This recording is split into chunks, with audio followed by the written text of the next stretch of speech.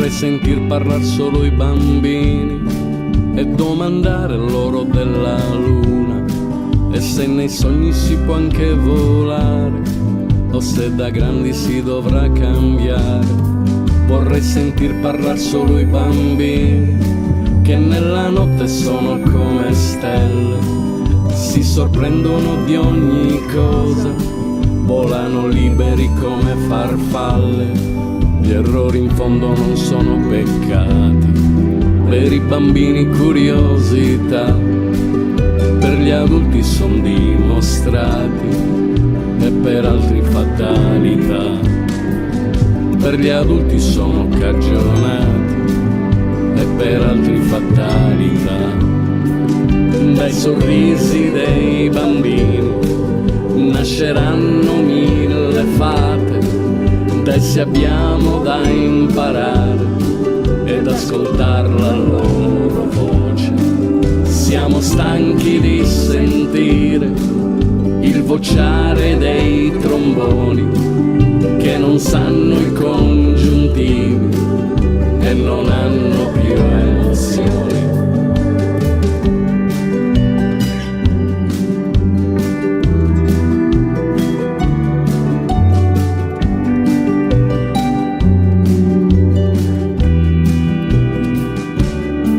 Qualcuno sa che al cuore di un bambino gli basta poco per essere felice, perché la fantasia non ha confini e questo in fondo non è affatto poco. Spesso i grandi perdono la testa, ma quelli grandi, ma grandi davvero, un Michelangelo all'orizzonte che osserva l'infinito e trova il cielo.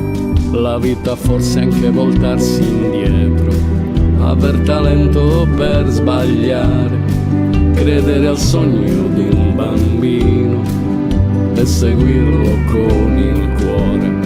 Credere al sogno di un bambino e seguirlo con il cuore. Dai sorrisi dei bambini nasceranno mille fate, da essi abbiamo da imparare ed ascoltare la loro voce. Siamo stanchi di sentire il vociare dei tromboni, che non sanno i congiuntivi e non hanno più emozioni. Dai sorrisi dei bambini nasceranno mille fate, da essi abbiamo da imparare ed ascoltar la loro voce. Siamo stanchi di sentire il vociare dei tromboni, che non sanno i